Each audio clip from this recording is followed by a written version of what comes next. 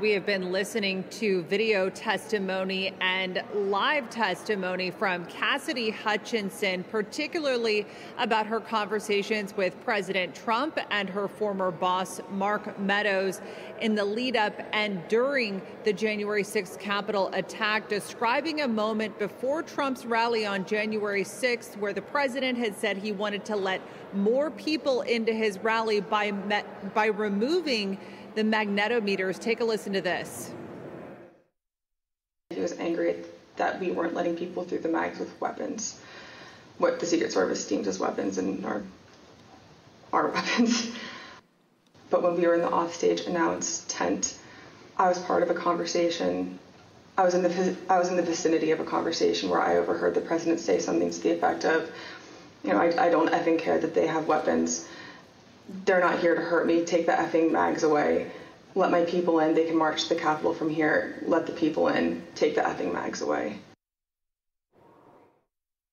Well, this is Hutchinson's first time testifying publicly, but we have seen other clips of her video deposition before the January 6th committee, including this clip here where she names GOP lawmakers who sought pardons from the former president.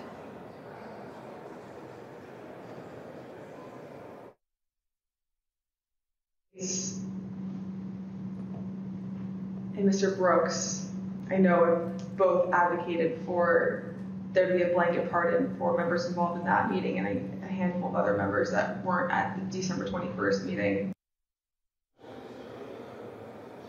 Well, former White House Chief of Staff Mark Meadows, of course, declined to cooperate with the committee, declined to testify before the committee, but did release thousands of text messages that he had revealing communications that he had with various White House staffers as well as politicians.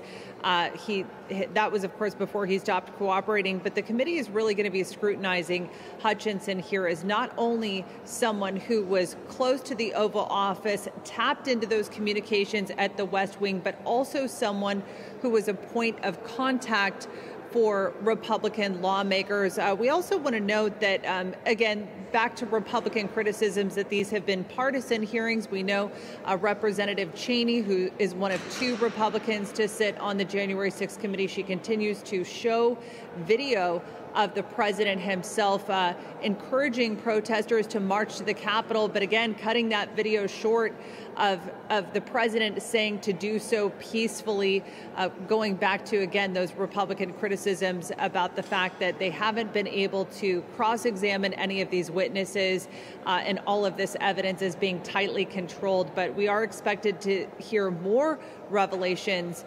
about what may come out in this committee, since this was an added and surprised hearing.